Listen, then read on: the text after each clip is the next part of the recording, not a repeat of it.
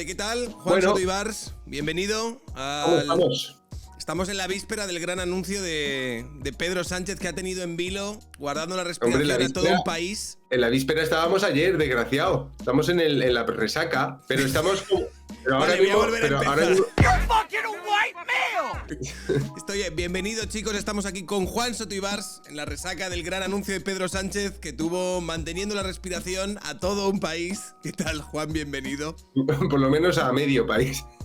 Gracias. ¿Qué tal? ¿Cómo estáis? Oye, estamos otra vez esperando a Pedro, tú y yo, como ayer. Pero a otro Pedro mejor. Siempre los Pedros se hacen esperar, ¿eh? Fíjate, Pedro Sí. Almodóvar no pudo estar en la convocatoria esta que hicieron los artistas porque estaba en Manhattan terminando su última película, New York. Ya, se le echó de menos. Bueno, pero no sé si viste a Marisa Paredes leer la carta de Pedro Almodóvar con toda la pasión del mundo, ¿sabes? Haciendo énfasis e interpretándola como la actriz de primera clase que es. Tú date cuenta, tío, de que antes se decía que una cosa era berlanguiana, que España era valle inclanesca, o que esto parecía de Cervantes, una locura del Quijote. O sea, parece que estamos encerrados en modelos escritos por genios de estos de la literatura. Y ahora el nuevo genio es Juan Carlos Ortega, tío. O sea, todo lo que pasa parece de Juan Carlos Ortega. Lo de los artistas ya lo hizo Juan Carlos Ortega antes. Era la gala de los Velázquez, tío. Era lo mismo. Era exactamente lo mismo, y lo peor de todo es que este fin de semana podía haber habido un episodio, me imagino que no le dio tiempo a grabarlo porque, claro, los anuncios del presidente son tan abruptos que pueden pillar por sorpresa a todo el mundo. Pero yo estaba pensando, aunque hubiese hecho un episodio brillante, dice, nada podría haber superado a lo que hemos visto este fin de semana y que todavía estamos viendo estos días. Lo de la María Jesús Montero dándose golpes en el pecho como un gorila o Óscar Puente poniendo ¡siu! ¿No? ¿No existe eso? Ministro de Transportes. O sea... Pedro es directamente el puto amo. El puto amo. Es bestial. Y las entrevistas que está dando Pedro en... Bueno, tú, por cierto, tú me querías preguntar, ¿no? Sobre... ¿Cómo es vivir eso dentro de Antena 3, no? Claro, porque tú estabas en Antena 3 cuando empezó... Bueno, tú estabas haciendo un programa en Espejo Público y de repente llegó el anuncio de Pedro Sánchez. ¿Cómo se vivió todo eso? Yo en Antena 3 se supone que estoy en una sección que no es de política, que es de actualidad, mamoneo, así temas un poco más ligeros y tal. Y ayer, pues, ¿qué pasa? Que se rompió toda la escaleta y entonces algunos de los de la sección de después nos metieron en la mesa seria de política y a otros los largaron, a la gente que hace corazón. Luego a las 12 y tal, pues todo eso es fuera y estuvimos hasta las 2, ¿no? Entonces yo entré a la tele en directo en torno a las 12 menos cuarto y Sánchez salió a las 11 en punto, que se confundió porque dijo buenas tardes, porque primero iba a salir a las 12, o sea, lo primero que dijo Sánchez fue una mentira, buenas tardes, cuando eran las 11, y yo solo vi en la sala donde esperamos para entrar a la tele, ¿no? Y, o sea, nadie, en Antena 3, nadie sabía lo que iba a decir Sánchez.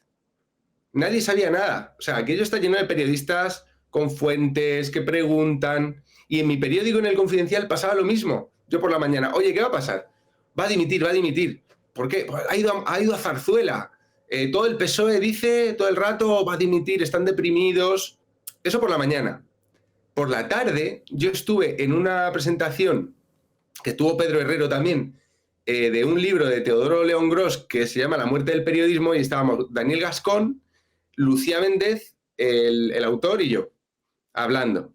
Y Lucía Méndez, que es la típica periodista, quiere decir que tiene fuentes, llama por teléfono y da noticias.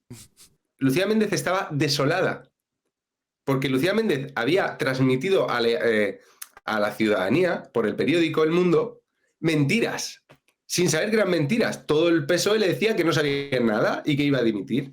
Y entonces ayer ella estaba realmente abatida, ¿eh? Me impresionó. Claro, yo leí su mensaje, que era de me acabo de caer de un guindo, que era de todos los que pensaban que Sánchez podría utilizar a su familia como una táctica partidista para hacerse valer y demás, ahora les han dado la razón con este movimiento. No me lo esperaba. Sí que es verdad que tú leías su mensaje y parecía de alguien que se acaba de dar cuenta de quién era Pedro Sánchez. Claro, pero porque ella está acostumbrada, y es muy legítimo que lo esté, a un periodismo que pregunta a distintas fuentes dentro de un partido y alguien te dirá, como mínimo, por dónde pueden ir los tiros, ¿sabes? Siempre hay alguien que, sin dar su nombre, fuentes del partido informan, ¿sabes? Ese rollo, lo que hace Luca Constantini en Podemos y Sumar, que él tiene sus fuentes y va sacando información, pero que no es que se la invente él o que sea su opinión, es que se lo dicen. Entonces, eso es lo que Lucía Méndez y el periodismo ha hecho desde que se inventó. ¿Qué pasa, tío? Yo estoy convencido, igual que estaba convencido de que Sánchez no se iba y que esto era, si es que lo publiqué el día 25, que era una operación para calentar a la gente y meter una ley de medios, que lo está confirmando ahora con las entrevistas que está dando, es que está, o sea, va por los digitales, pues igual que eso, yo estaba convencido de que en el PSOE le estaban mintiendo a los periodistas, porque yo le pregunté a la gente del Confidencial, que, vamos, que además está siendo objeto del ataque directo del presidente, porque se refiere al Confidencial como fábrica de bulos y tal. Yo preguntaba y todo el mundo creía que iba a dimitir. Porque desde el PSOE, esto a mí me recordó a lo de las urnas del Prusés, tío. ¿Te acuerdas cuando nadie sabía nada de las urnas, no iba a haber urnas? Porque ¿cómo iban a montar todo eso si nadie sabía nada? Era imposible. Rajoy pensaba que no iba a pasar, porque nadie soltaba prenda. Pues yo creo que en el PSOE se han vuelto tan procesistas, o sea, se les ha pegado tanto de Puigdemont, el victimismo, la trampa, la mentira, la manipulación sentimental, que fueron capaces de guardar un secreto. Que eso es inaudito en un partido político. Siempre hay alguien que se va de la lengua. A mí me lo dijo mi madre, me dijo, todo el mundo dice que va a dimitir, que hay de no sé qué, los socialistas están diciendo, y yo, Dios, si todos los socialistas dicen que va a dimitir, es que no lo va a hacer. Y que están preparando a la gente en plan, va a dimitir, para que cuando diga que no dimite, ¿sabes? El clímax sea mucho mayor. Oh, Dios mío. Y de hecho, Pedro Sánchez empieza la comparecencia diciendo, no vale la pena, si esto sigue así, no vale la pena, no vale la pena, no vale la pena, pero valdrá la pena. Bienvenido, Pedro. ¿Qué tal? Oye, vaya habitación, Juan, ¿no? O sea, ¿cómo mola? Es de mi hermano. Este es un cuadro de mi cuñada, Lola Flores. Qué bien, muy pop. Sí, mi cuñada es pintora y mi hermano guitarrista, entonces casa de artistas. Y tú periodista. Sube el encuadre, Juan, para que entre mejor el... No, ya lo he hecho, se ha visto. No, pero que cuando lo has bajado, te has dejado a ti muy al borde de la pantalla, lo puedes poner un poco más a... Bueno, a ver, vale, déjalo como estaba. Estaba bien. Quiero hacer notar que somos los dos invitados de este espacio con el mejor pelazo de largo, ¿eh? O sea, una cosa loquísima. Vale, no, tampoco te ensañes. Es un comentario para el chat, No hay chat. Estamos solos. Yeah. Podéis decir lo que queráis porque luego lo puedo cortar, pero probablemente no lo haga. Lo dejarás porque no eres Perro Sánchez. Que no, estaba escuchando... ¿No estás escuchándolo en la radio, Pedro? ¿En la SER? Lo estaba escuchando en la SER y me parece todo peor. Cuanto más habla, cada vez es todo más ridículo y terrible. Porque las cosas pueden ser ridículas y dar miedo al mismo tiempo, ¿eh? O sea, no, o sea, yo esto que decía Juan de, oye, ahora esta gente ridícula y payasa viene a por los digitales y la libertad de prensa, todo es cierto al mismo tiempo, porque es que hay dos reacciones que me gustaría poner un poco encima de la mesa, porque ante una situación tan anómala, uno de los problemas fundamentales que encuentran las personas es cómo reaccionar ante esto, ¿no? ¿Esto es una broma o esto es un peligro? ¿Es una broma o es un peligro? ¿Es algo que me debe dar miedo y por lo tanto debo poner una expresión seria porque está viéndose algo amenazado? ¿O debo reírme y acudir como a esa risa nerviosa de, oye, pero es que en realidad son payasos? Bueno, pues esto es como si a las 12 de la noche te encontraras una furgoneta llena de payasos con bates. O sea, es una cosa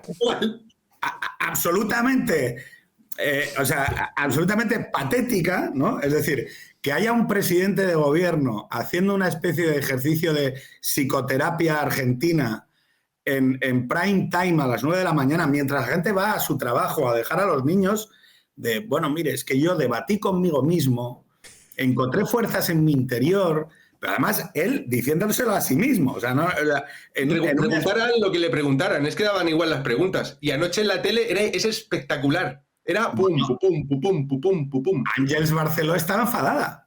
Decía, oiga, mire, es que, bueno, enfadada, molesta porque no le concretaba nada, ¿no?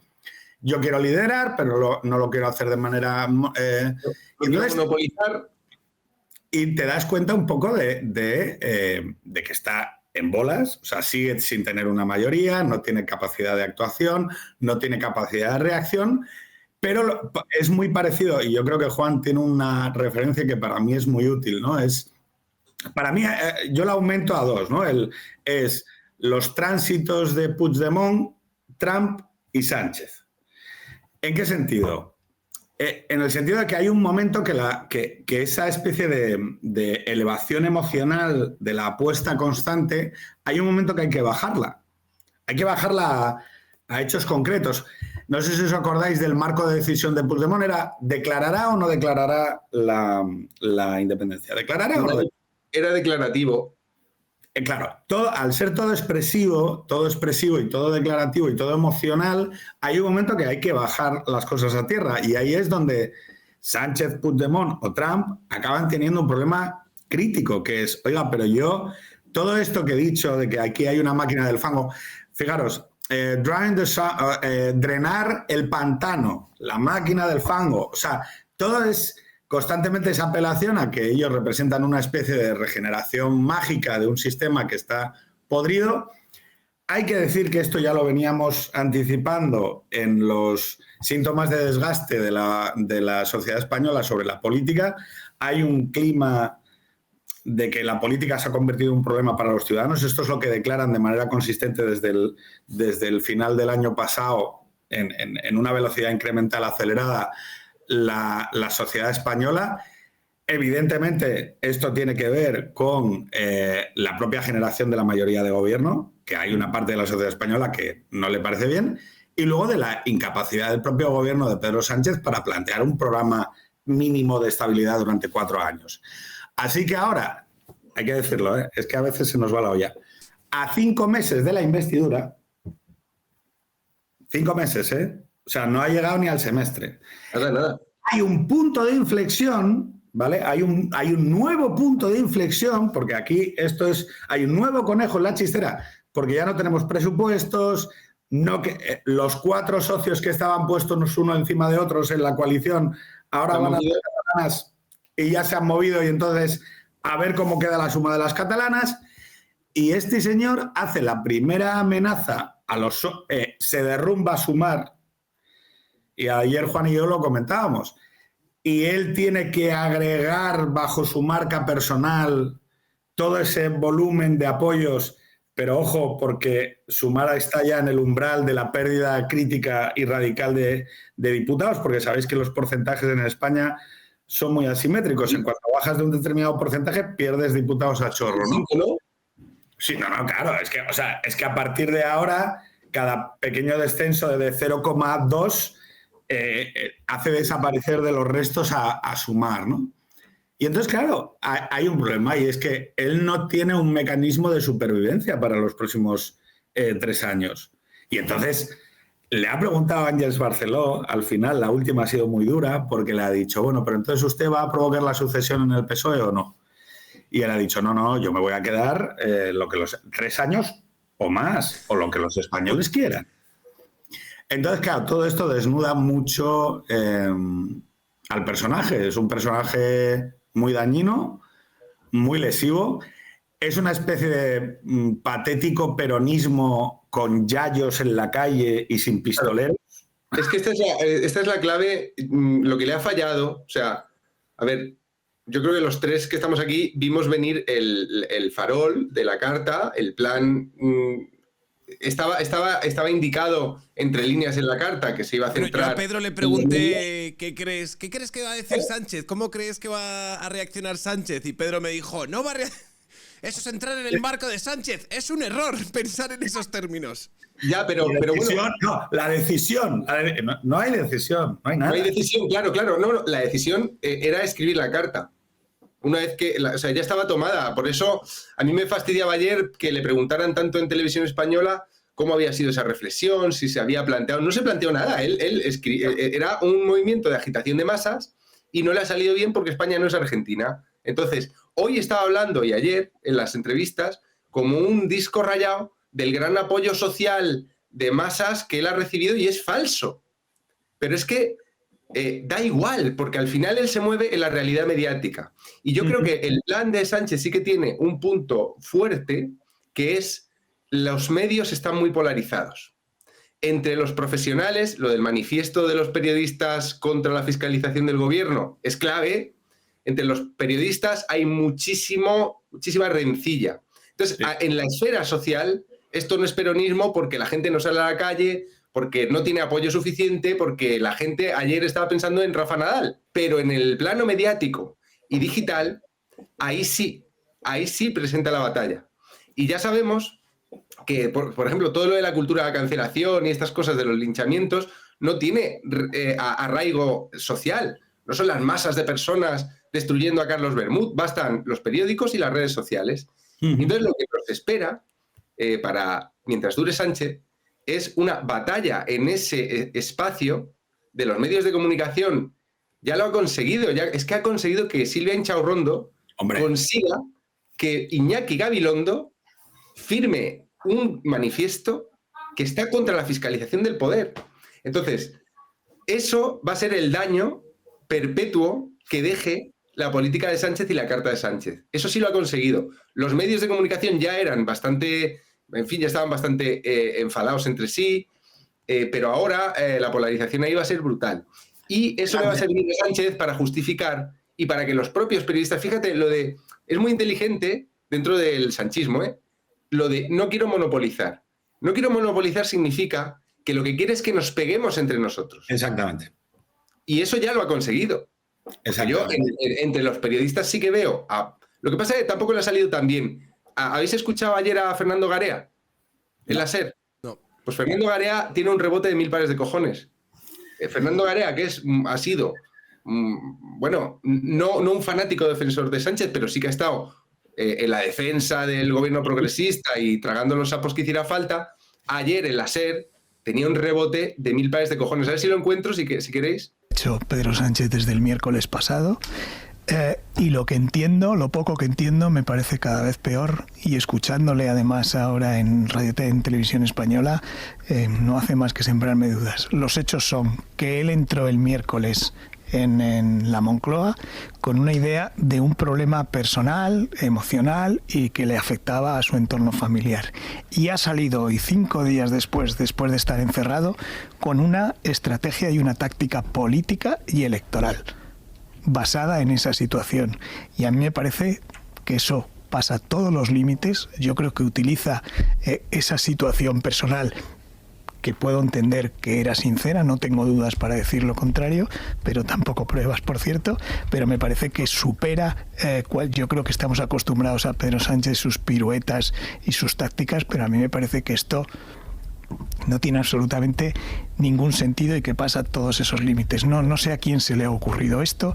Es verdad que el problema de la desinformación es un problema gravísimo, como él mismo ha dicho, afecta a todas las democracias occidentales, afecta a periodistas, a políticos, ahora mucho más que antes, pero incluso cuando no había redes y no había internet, también había periodistas a los que se les grababa vídeos y se chantajeaba con esos vídeos, o se decía que un presidente del gobierno, antes de que hubiera internet, había dejado embarazada a una ministra francesa, si os acordáis, y se difundían esos rumores. Es verdad que es un problema mundial, pero el presidente del gobierno dice que nos hace reflexionar sobre esto. El presidente del gobierno no está para hacer reflexionar, el presidente del gobierno está para solucionar problemas, no ha dado ni una sola medida concreta de lo que piensa hacer. De la misma forma que nos llevó al marco y a la reflexión de si había que igualar el delito de rebelión con Europa porque le convenía por unos votos, luego la malversación, luego nos llevó a lo de la reconciliación en Cataluña porque le interesaba para tener una investidura. Ahora de pronto nos lleva al debate sobre la desinformación porque le viene bien estratégica y políticamente.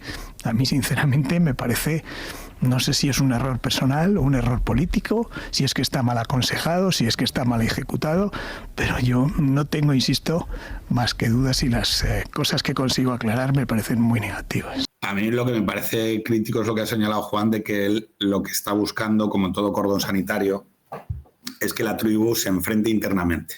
Es decir, y esto es un elemento básico del cordón sanitario. El poder es más un símbolo en la mente de la gente que una capacidad real de acción. Es decir, la cancelación no la puede conseguir un gobierno emitiendo un decreto. Por eso hoy, cuando hacía esa apelación Sánchez a los pseudomedios, oiga, dígame, hágame una lista. Haga una lista. Quiero decir, saque usted una lista sobre los pseudomedios y sobre los pseudoperiodistas. Sáquela, públicala. No, decídanlo ustedes. Claro, ¿por qué? Y ahí te digo una cosa, Pedro, muy importante. Cuando Àngels Barceló y Fortes en Televisión Española no le preguntan, oiga, de lo que usted llama bulos, hay una noticia del Objective que el propio medio desmintió porque se metieron la pata, y otras noticias del Confidencial que están verificadas y que están los documentos publicados. O sea, pero ahí está consiguiendo, con el hecho de que estos periodistas no pregunten por eso, que los periodistas acepten el marco que él pone de que todos son bulos. Y eso, ahí ya está triunfando lo que estamos hablando, ¿no? O sea, ¿por qué no le han preguntado? ¿Qué os parece, un segundo, ¿qué os parece de lo que dijo cuando apeló al levantamiento popular? En plan, no, la gente tiene que salir a la calle para defender una democracia limpia, ¿no? Y el fin de la política basura y todo esto. Ya le gustaría. Claro. Es que el problema que hay es que esto aún no lo es, podría llegar a serlo si estuviéramos en los niveles de pobreza y miseria y de dependencia de las ayudas del Estado que tiene Argentina. Pues igual podemos tener movimientos peronistas, populistas de ese estilo, ¿no? Donde además los ultras del fútbol son los servicios de seguridad de los partidos. Pero por razones quizá geográficas o culturales, no sé, ni idea, pero no somos esa sociedad todavía o aún. Tenemos un problema, evidentemente, cuando un presidente de gobierno pide que la gente se lance a la calle a apoyar al gobierno. Estamos incluso subvirtiendo lo que sería la idea de la propia protesta social. O sea, es como el titular no sé si lo habéis comentado, ¿no? De renuncia a dimitir, que decía el otro día Juan, ¿no? Que es como, oye, aquí estamos subvirtiendo las normas. O sea, que no se puede renunciar a dimitir. Anuncia que renuncia a dimitir. No, y el presidente de gobierno pide que la gente salga a la calle a protestar contra la oposición.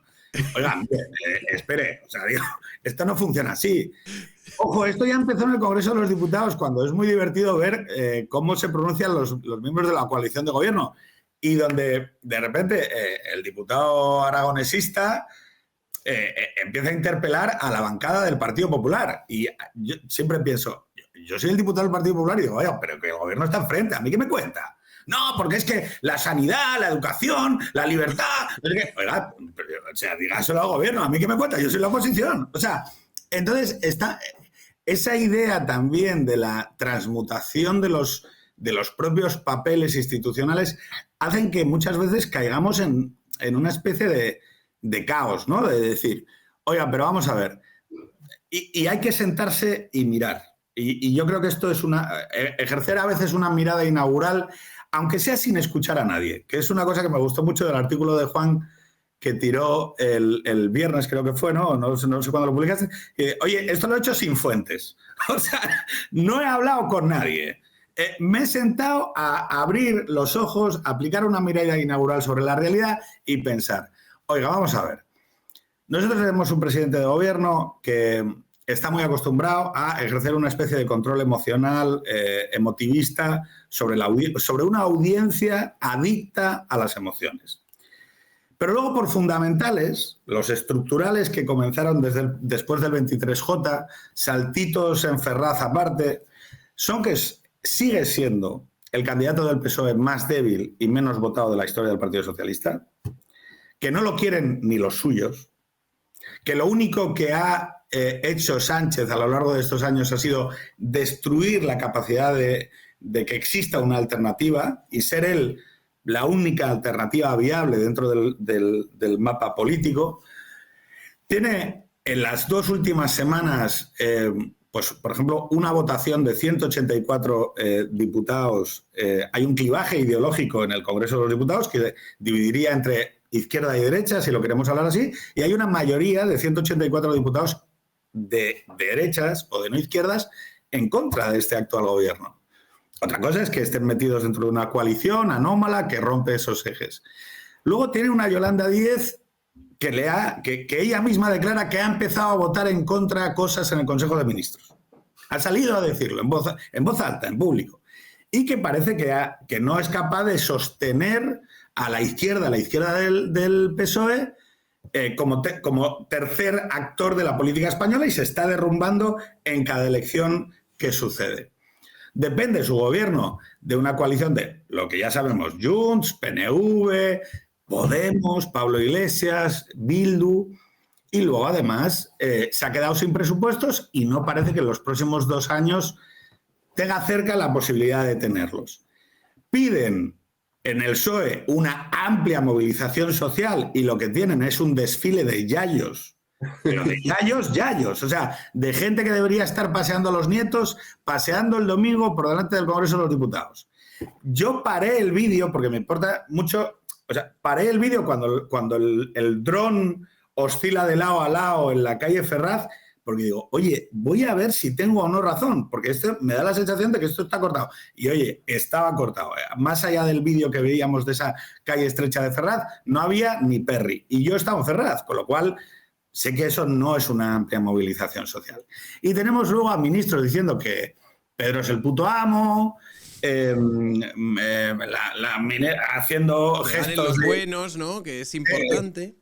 No, es importante sobre todo que no ganen los malos, porque no que ganen los buenos, no, es que, o sea, que los 3 de aquí somos los malos, porque es tal. Bueno, pues mi sensación es que esto evidentemente es un problema grave, no tanto porque vaya a haber una insurrección radical, sino porque jode profundamente la convivencia. Y la política ha demostrado, tanto en Cataluña como en muchas otras experiencias, que capacidad para provocar la independencia no hay. No hay, porque no hay fuerza, porque no hay valor físico, porque no hay el pensamiento verdaderamente rupturista. Afortunadamente hemos pacificado la sociedad y de eso ya no hay, ¿no? Pero hay unas ganas terribles de joder la convivencia. Es decir, Sánchez seguramente, no puede ser un dictador, pero jodernos las cenas y la vida lo pueden hacer porque la política ya no es un ejercicio de flacidez, de esterilidad y de impotencia, que a lo único a lo que aspira es a que a la gente la comida del domingo la pase un poco incómoda. Ese es el gran objetivo de Pedro Sánchez, que la gente esté incómoda con su vecino de derechas, porque considera que Juan, que Sergio, que Pedro es que son mala gente y no lo entendéis. No, mira, Pedro, no soy mala gente, ni Juan, bueno, no soy mala gente, soy lo que soy, pero no soy ni fascista, ni nada, no hay un peligro. Y lo que estás diciendo sobre la propia sociedad acaba contaminando cómo los medios de comunicación tienen que hablar sobre ello. Y yo aquí animaría a la gente a ejercer un poco de mirada inaugural, pero creo que, como bien dice Juan, el problema que hay es que yo no veo a mucha gente de izquierdas dándose cuenta ante lo que estamos. Y para mí eso es un problema. Yo tampoco, pero sí más de... O sea, fíjate, Garea, en ese vídeo. Elisa Beni, yo estuve con ella ayer en Antena 3. Me sorprendió Elisa Beni. Elisa Beni va a fuego. O sea, Elisa Beni está furiosa. O sea, tenía que ir luego ella por la tarde a una tertulia más de izquierdas y estaba incómoda. Decía, hostia, es que me van a dar de hostias porque yo voy a decir lo que pienso, ¿no? Uh-huh. O sea, yo creo que Sánchez peca como buen tonto, porque yo siempre lo he dicho, o sea, esa imagen del Pedro Sánchez brillante jamás la he visto porque yo interpreto mucho cómo la gente habla y cómo la gente escribe. Entonces, una persona que habla y escribe como un idiota, para mí no puede ser tan brillante.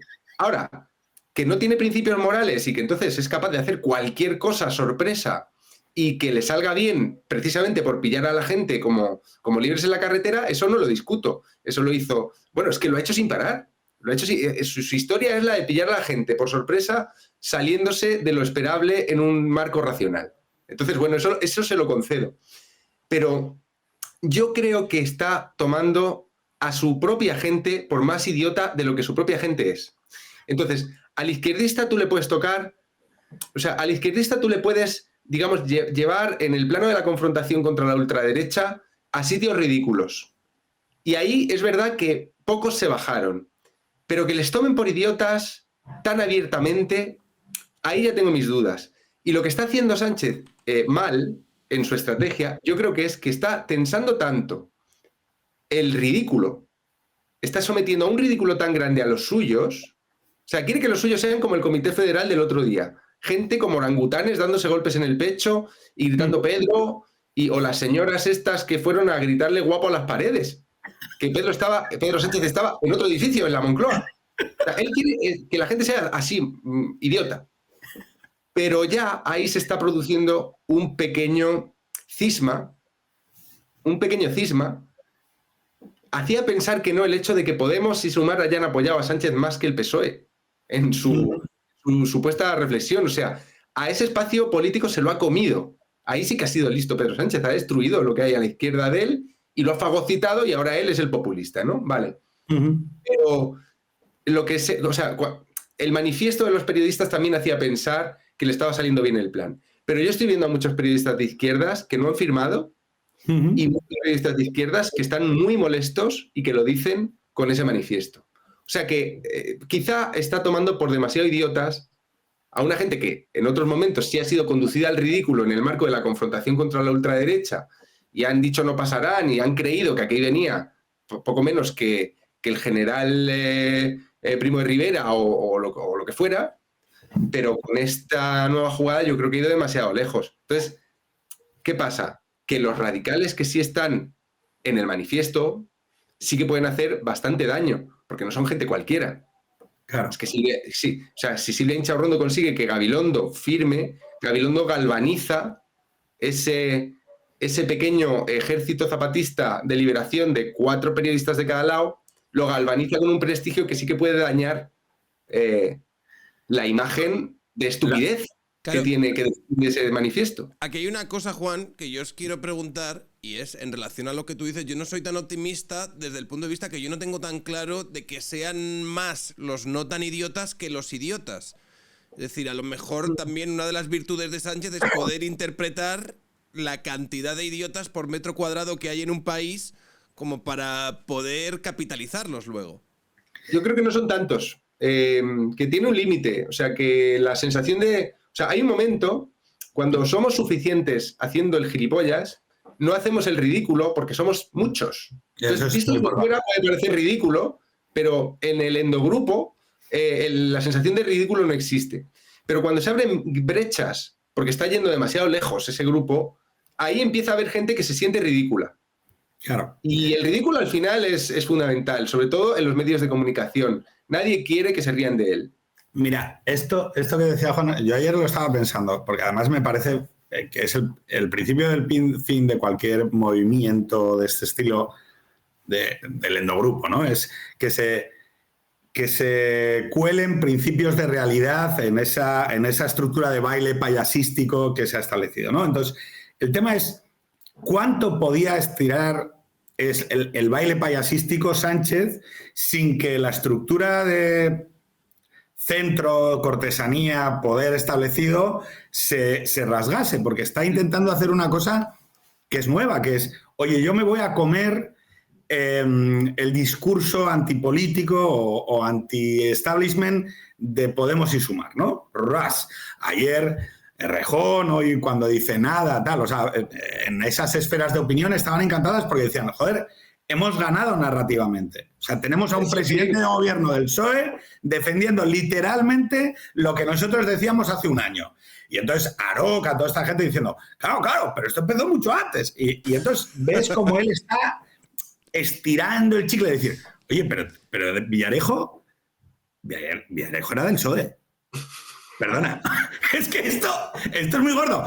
Porque, claro, y tú dices, oye, la mayor parte de todos estos esquemas de la máquina del fango, la divulgación de esas noticias, esa máquina secuencial, la izquierda del PSOE la ha ejercido con absoluta, con absoluto criterio machacón. Y ahora resulta que este está intentando hacer un ejercicio de envolver ese discurso y decir, no, hay ellos que son la derecha que lo ejerce. Aquí hay una oportunidad electoral para él, que es la que intentábamos comentar ayer, que es el tema de los independentistas contrarios a la gobernabilidad de España. Yo creo que hay una posibilidad, porque el discurso del lawfare, que es un discurso netamente de Junts, o sea, nace específicamente de la demanda de Junts en el acuerdo, era uno que Félix Bolaños había dicho, oye, esto está en la exposición de motivos del acuerdo entre el PSOE y Junts, pero tranquilos que no se va a trasladar a las políticas. Oye, no. Hoy Sánchez en la SER ha dicho explícitamente que contra él se ha ejercido lawfare. O sea, esto ya es la bomba. Entonces, claro, ¿qué quiero decir con esto? El Sánchez quizá está haciendo un pacto por territorios, ¿no? Es decir, él dice, oye, yo soy el candidato de la gente de Esquerra, de Junts, del PNV, de Bildu, cuando haya una elección de carácter nacional. Vosotros tenéis vuestros territorios, arregláis-vos, ¿no? Y yo soy el que va a desmontar el Estado, las cloacas, voy a drenar el pantano, voy a conseguir que esto se desmonte y demás. Claro, si yo fuese la Asociación de Jueces y Juezas para la Democracia, diría, ojo, cuidado, que esto nos lleva por delante, porque el PSOE realmente existente, si forma parte de algo es del pantano. No sé si me explico. O sea, oye, tío, espera, que es que el PSOE, el real PSOE, el PSOE orgánico real, forma parte de eso que al parecer ahora quiere desmontar. ¿Quién está eligiendo los jueces? ¿Quién tiene contactos en la policía? ¿Quién hacía escuchas? Y ahora resulta que va a venir Pedro Sánchez cabalgando lo que decía y siendo el candidato de Rufián para desmontar el Deep State. Oiga, pero ¿quién montó el Deep State? No sé si es que hubiera Deep State, ¿quién lo montó? ¿Marlaska de quién es ministro? Perdona un segundo. O sea, es que no entiendo nada. Entonces, claro, ¿qué pasa? A mí ese ejercicio me parece que dos cosas. Uno, que hay mucha gente dentro del PSOE tal que debería ponerle sobre aviso. Se llame Fernando Varea o quien sea. Decir, oye, ojo, cuidado, porque este tío puede acabar rompiendo una máquina que el PSOE tiene muy bien engrasada. Segundo, oye, no es por nada, pero la gente va a aceptar que ese ejercicio de autoacusación hacia lo que ha sido su trayectoria, porque yo creo que el PSOE actual es heredero del PSOE del pasado. Y cuando la gente como Aroca le está pidiendo que haga reflexiones, lo que está diciendo es que haga reflexiones sobre el comportamiento del propio PSOE. Ya, bueno, claro. Claro, es que el 15M de las manifestaciones era PSOE-PP la misma mierda, ¿eh? Y el partido sigue siendo el mismo, aunque Sánchez haya hecho la depuración y la decapitación, pero más allá, o sea,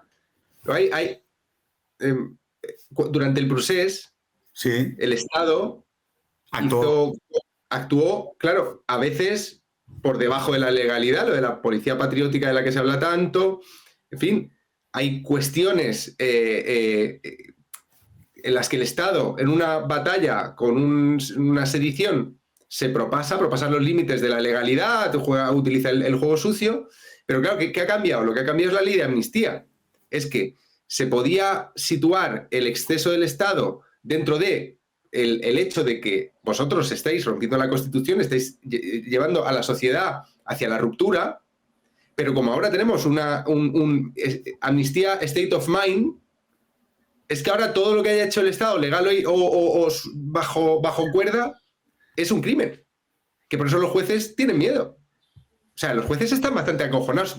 Es lo único que me despista de todo este carnaval, es ver a las asociaciones de jueces, fiscales, etcétera, realmente asustados. Pero esto en los comunicados y cuando hablas con ellos. O sea, ellos piensan que que Pedro Sánchez tiene poder para hacer algo contra la justicia. Yo eso lo veo inviable. No sé qué puede hacer más. Hombre, sí. Os quiero preguntar, ya no tanto por el CIS... Pero espera, Pedro, ¿tú crees que sí? ¿Que puede hacer daño a la justicia? Sí, o sea, a ver, en un país como este, vamos, esto lo hemos hablado, para desmontar la justicia necesitas 10 años, ¿vale? O sea, lo que nosotros podemos entender como una justicia operativa, pues igual necesitas 10 años. ¿Pero cómo lo haces? No, primero lo que hace es desmontar el mecanismo corporativo de elección de los propios jueces, que está intermediado a día de hoy por las asociaciones judiciales. Ojo, montado por el Partido Socialista. Es que este sistema está montado por el Partido Socialista para evitar la elección pura corporativa de los jueces que estaba planteada en la propia Constitución. Y entonces está intermediada por un sistema secundario de elección a través de asociaciones judiciales que son no representativas en términos mayoritarios, pero sí que haya una especie de efecto de equilibrado político, ¿no? También en la cúpula judicial. Eso tiene problemas y tiene beneficios, pero evidentemente lo que hace es que haya menos choques, menos conflictos entre el gobierno legislativo y judicial, porque de alguna manera todo acaba inducido a que la cúspide política acaba orientando también la cúspide, de alguna manera, judicial. Lo que nos pide Europa es que hagamos verdaderamente independiente del poder político la elección de los jueces. Y hacia ahí deberíamos tender. Y a no tener miedo a que los jueces entren en conflicto con el gobierno o con el legislativo. Pero claro, tú sabes que en Cataluña eso lo que hizo fue que los gobiernos lanzasen a la gente contra los jueces. Y ese es claro, la famosa sentencia del estatut, ¿no? Entonces, que además no era ni siquiera una sentencia de carácter judicial, era una sentencia del Tribunal Constitucional, que en último orden es una institución mayoritaria de corte político. Lo lógico que debería hacer Sánchez, yo creo que la primera víctima son los medios de comunicación, y lo has dicho tú, la libertad de prensa, y después viene la elección por mayoría simple, o sea, por mayoría no cualificada, es decir, que el Partido Popular no tenga que participar en la elección de un nuevo Consejo General del Poder Judicial. La modificación de la Ley Orgánica del Poder Judicial a través de la mayoría de gobierno actual para hacer que las competencias judiciales, o sea, las competencias en el nombramiento de la cúspide judicial puedan ser realizados los nombramientos por la mayoría coyuntural de gobierno. Y eso, que es ¿Lo hicieron para el Tribunal Constitucional? Exactamente. Entonces, yo entiendo que eso, metido dentro de lo que él llama ese proceso en el que están todas las democracias occidentales, exactamente, ¿no? No deja de ser un mecanismo tradicional en cualquier figura autoritaria el querer protegerse de los jueces y de la justicia, es decir, y de que los jueces puedan controlar su acción. ¿Qué pasa? Que a nivel europeo es seguramente el movimiento con el que la gente esté más atenta. ¿Por qué? Porque además también hay casos de corrupción, lo de Koldo, que hemos dejado de hablar de ello, Ábalos, que hemos dejado de hablar de ello, el propio comportamiento de su mujer, que no deja de ser algo que estético no es. O sea, quiero decir, independientemente de si es un delito o no es estético, ¿no? Que se dedica a recaudar fondos y fondos europeos. Y lo último que sí que quería decirte, por lo que decías tú, ¿no? De los medios tienen bases de propiedad, es decir, son empresas al final, ¿no? Uno de los grandes problemas que tenemos hoy es que los fondos europeos le han permitido al gobierno de España la creación de una concertación en el IBEX, ¿no? O sea, lo vemos con el intento de compra de Telefónica, lo vemos con la propia ayuda económica en los fondos europeos a los medios de comunicación. Hay un nivel de intervención del dinero público, de la financiación pública en los medios que supone una amenaza permanente para los mismos. Y eso hace normal que haya muchos medios que se preocupen. ¿Por qué? Porque su propia supervivencia está en juego. Entonces, creo que es importante apoyar a los medios que están, y lo digo aquí abiertamente, hay que apoyar a El Confidencial, The Objective, todos los medios que están asumiendo una postura crítica con el gobierno y lo están haciendo publicando cosas que no quieren que el poder vea publicadas. Lo que deben tener es un apoyo por parte de la ciudadanía, que es la mejor forma de sostener de alguna manera una democracia en la que pueda haber un verdadero conflicto entre intereses, ¿no? Entonces, nada, perdona, Sergio, porque ibas a preguntarnos, pero nos hemos ido un poco por los cerros. No, a ver, quería, ya que estáis con esto, preguntaros por ese punto y aparte y las leyes que pueden salir de ahí. Has hablado ahora del poder, de una reforma del Poder Judicial. También se habla de una ley de medios, una ley antibulos, una ley contra las fake news. Y a mí lo que me preocupa es que sí que he visto una demanda social, a lo mejor no es tremenda, pero sí que he visto una demanda social, además avalada por bastantes periodistas, Silvia Inchaurrondo, todos los que han firmado el manifiesto ese, demás, Iñaki Gabilondo, etcétera, etcétera, que sí, que básicamente me parece que están transmitiendo el mensaje de, oye, si esto sale adelante, si pones algo encima de la mesa para intentar acabar con los medios fascistas o aquellos que se dedican a intoxicar la vida pública, nosotros vamos a apoyarlo. Entonces, ¿vosotros creéis que todo esto al final se va a materializar en algún proyecto de ley antibulos y demás y que esto puede salir hacia adelante? Y si creéis que es así, ¿cómo creéis que puede ser? Mira, ahí hay un globo sonda clave, que es el globo sonda del CIS de 2020, la pandemia, cuando el CIS pregunta sin que nadie se lo espere si el ciudadano vería bien la creación de un organismo contra los bulos, relacionado con los bulos de la pandemia y de los antivacunas y todo esto en aquel contexto, ¿no? Pero la pregunta estaba compuesta gramaticalmente de una manera que hacía pensar que ahí estaban tanteando la situación. Se montó un pollo descomunal, a los medios en general no les gustó, los columnistas, toda esta gente, las tertulias.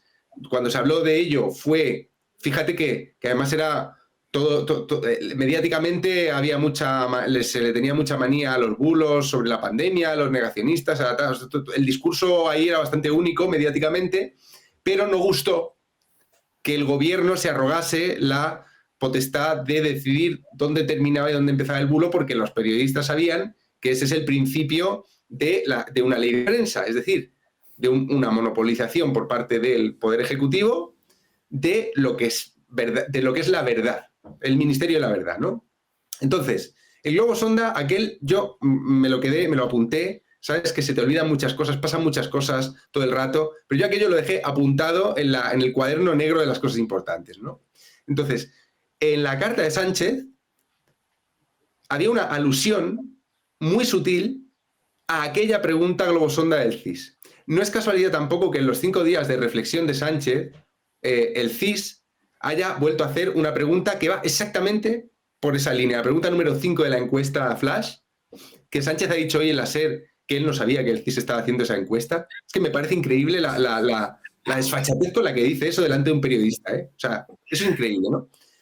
Vale. A lo mejor no hacía falta que él dijese nada, ¿eh? No, a lo mejor el CIS ya dice, bueno, hay que hacer algo para ayudar a nuestro compañero. Yo en este sentido soy bastante conspiranoico, no tengo información, pero mis intuiciones no me están fallando últimamente con este asunto y me niego a creer que Pedro Sánchez estuviera solo en la Moncloa y que el CIS no haya ido por su cuenta. No, porque va en la línea. Mira, ayer hay que ver la entrevista de la 1 de anoche a Pedro Sánchez. Es espectacular. Espectacular. Sánchez, pregunten lo que pregunten los dos monigotes que le han puesto ahí para poli bueno, poli malo. Pregunten lo que pregunten, va al terreno de la ley de prensa. Es increíble. Le preguntan, ¿cómo se sentía usted? Bulos, desinformaciones. ¿Cómo está su mujer? Bulos, desinformaciones. En el Partido Socialista, bulos, desinformaciones. En todas las respuestas. Yo ayer lo estaba viendo con mi hermano y mi cuñada y estaban descojonados de la risa. Porque, claro, decían, pero este es un robot. Entonces, ¿qué puede hacer?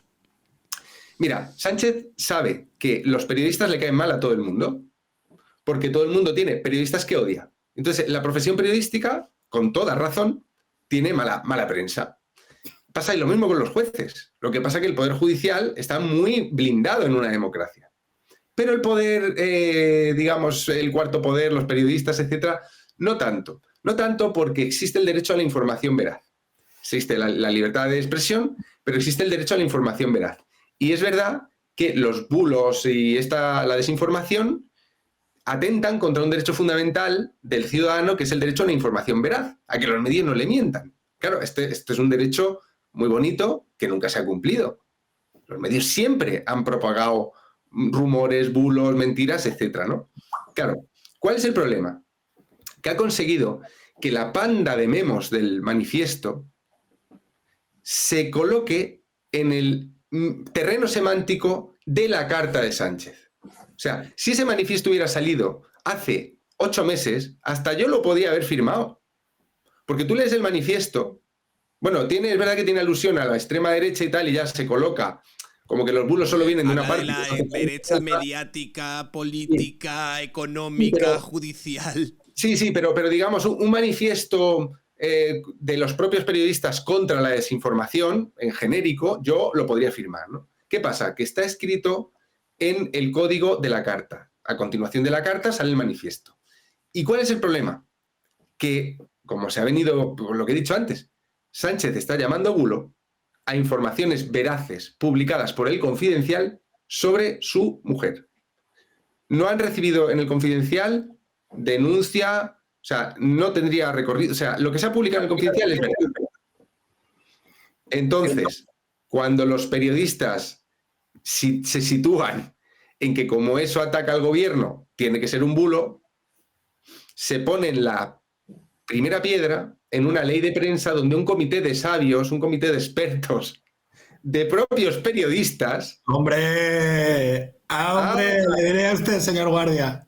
Es claro, es como crear un neutral con poder ejecutivo sobre dónde va luego el dinero de la publicidad institucional. Amigo, está inventado. ¿A que lo he visto? Pues ni una puta fuente tengo. No, mira, al final todo acaba en que durante un proceso, durante los últimos 10 años, se inventaron el tema de los fact-checkers. Sí. Y hubo muchos dineros en los fact-checkers, muchos dineritos, muchas conferencias, muchos fondos públicos para desmontar las mentiras y su puta madre. Vale. Sí, con la pandemia empezó todo eso. Hombre, le diré a usted, señor Guardia. Claro, aquí la movida es cómo controlamos a la prensa. ¿Cómo controlamos? Pues con dinero, que es la manera rápida de hacerlo, ¿no? Tú has dicho una cosa que me parece muy cierta, ¿no? El problema es cuando de repente hay, para una parte del sector de los periodistas, la oportunidad de ganar dinero con el tema. Y con los fact-checkers se ha hecho dinero. Se han hecho carreras periodísticas alrededor de una idiotez tan enorme como el fact-checking. El fact-checking, ¿sabes cómo se llama? Periodismo. Claro. O sea, es que como el periodismo, ¿no? Entonces inventamos el fact-checking. Ah, ¿pero qué es el fact-checking? Ah, no, periodismo. Ah, muy bien. Mira, te voy a decir cómo se ejerce el derecho a la información veraz. Se llama querella. Claro. Se llama querella. Si la mujer del presidente cree que el Confidencial está publicando información que es un bulo, tiene que ir a un juez, decir, oiga, mi derecho al honor. Digo, porque es que hay abogadas muy buenas que lo hacen, Lupe. Mira, ojo, yo puedo poner querellas por lo que me dicen en Twitter y no lo hago a veces por pudor hacia que el que lo hace es un descerebrado o es un loquito, ¿no? Y digo, mira, no le voy a joder la vida y no le voy a pedir 10.000 euros a un pobre chiflao que bastante tendrá con convivir consigo mismo. Pero si Begoña Sánchez quiere, y es radicalmente falso y no hay nada, ¿qué le pide? El lapsus de Begoña Sánchez. Begoña Sánchez es un lapsus maravilloso. Repito, si Begoña Sánchez... Si Begoña Sánchez y Pedro Gómez quieren pedirle 200.000 euros por intromisión al honor y porque han publicado mentiras al Confidencial, que lo hagan. Les animo, por favor, mañana, y que dejen de andar enturbiando las cosas. hay sistemas para decidir si un periódico está publicando algo que es mentira o no, coño, que ya existe, que no hay que inventar la rueda. ¿Pero qué es? ¿La primera vez en la historia que alguien tiene que poder decir, oiga, mire, es que lo que está publicando este señor a toda página es una mentira que está difundiendo para dañar mi imagen? Coño, pero vamos a ver, tenemos periodistas muy conocidos y muy reputados que han pagado millonadas por decir cosas en el aire, joder. Entonces, que por favor... o sea, yo los reboots, el Spider-Man 3 Homecoming, lo entiendo. Porque además siempre permite que haya gente diciendo, no, estoy haciendo algo nuevo. No, no estás haciendo algo nuevo, estás facturando. Y me parece bien, a mí, facturar me parece una opción legítima en la vida. Ganar perruques, vender la moto otra vez, espolvorearla con brillantina. Pero escucha, que lo que estás haciendo es un servicio al poder. El fact-checking, al final, el resumen de todo fue que a lo que se dedicó durante una década fue en hacerle y lavarle los bajos al poder.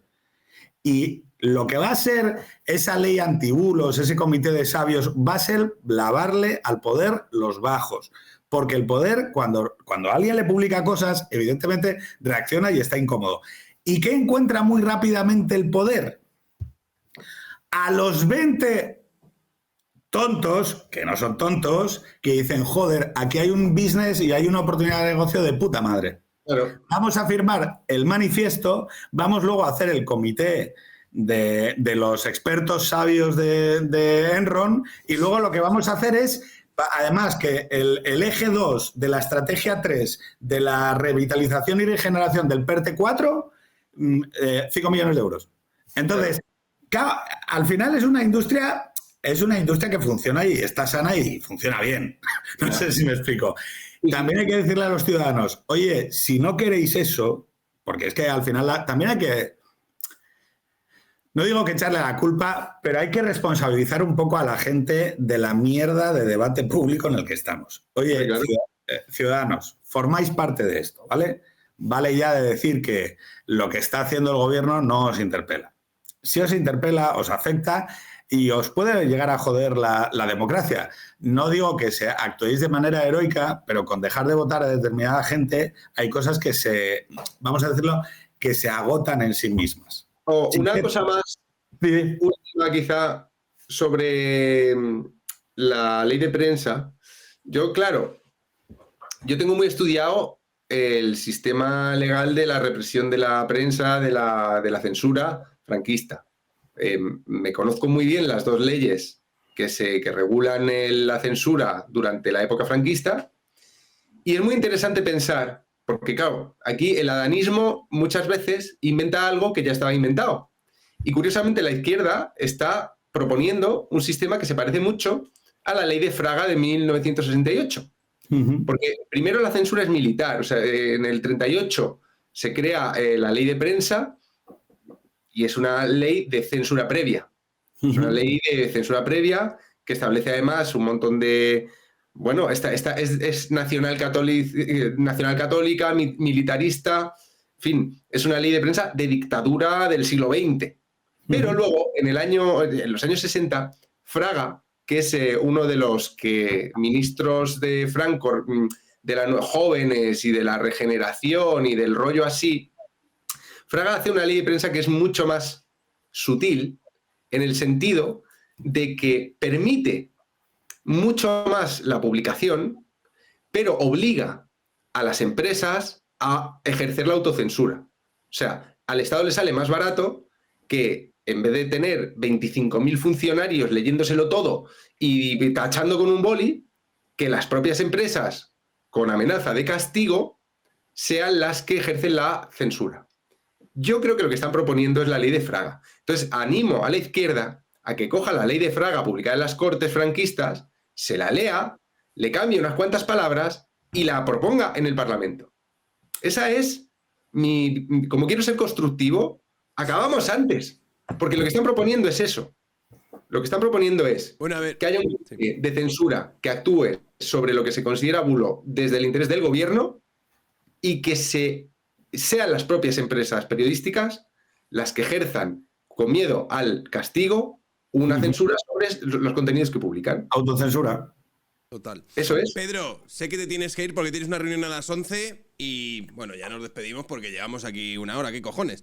Pero una cosa os quiero decir. El CIS, algo que no habéis mencionado, le daba al PSOE que había subido 10 puntos a partir de la carta catártica del presidente.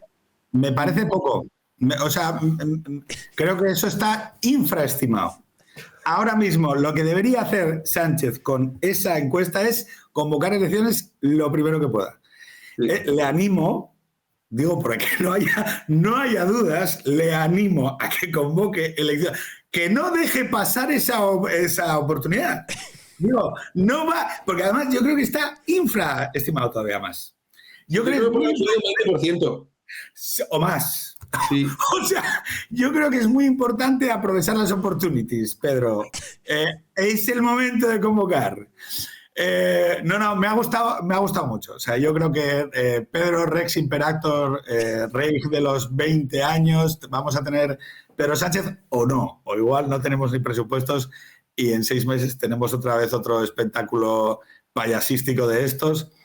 En todo caso, lo que es muy importante Juan ha dicho una cosa, cada vez cuanto más le miro, más es el chaval alto y resentido porque nadie le reconozca lo listo que es. Es un personajazo, absolutamente es tonto. No es tonto. O sea, es una cosa mucho más patética que terrible. Es cursi y es hortera. No sabe, el poder le sobrepasa con muchísimo, a la mujer lo mismo. Entonces, o sea, nos puede hacer todavía mucho daño y nos puede hacer mucho daño, pero yo empezaría a verle como el tremendo payaso que es, porque es un payaso. O sea, y se ha rodeado Mr. Handsome, los memes, Óscar Puente diciéndose el puto amo. Un presidente de gobierno tiene que decirle a un ministro, oye, tío, no puedes hablar de mí así. No, no puede, mira, lo siento, pero no puedes hablar de mí así. O sea, me parece una falta de respeto, es una falta de vergüenza.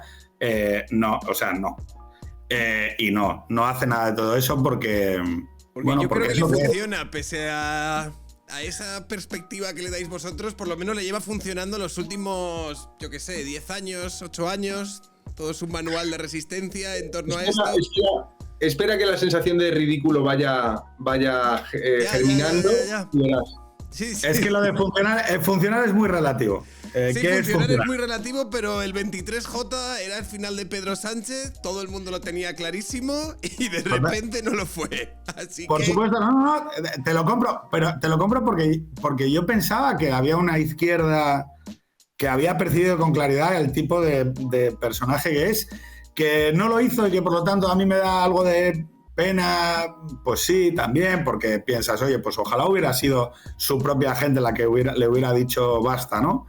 Pues ahora pues se lo pondrá la estructura, el contexto, incluso sus propios socios.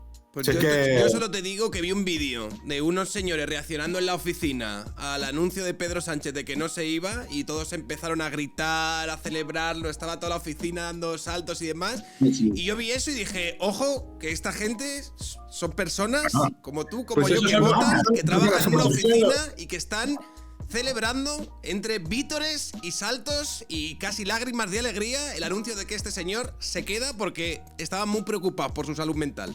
Esa oficina tenía una pinta de estar en Malasaña y de ser 4 votantes arrebatados a Sumar, que flipas. Esos son 4 votantes menos de Sumar.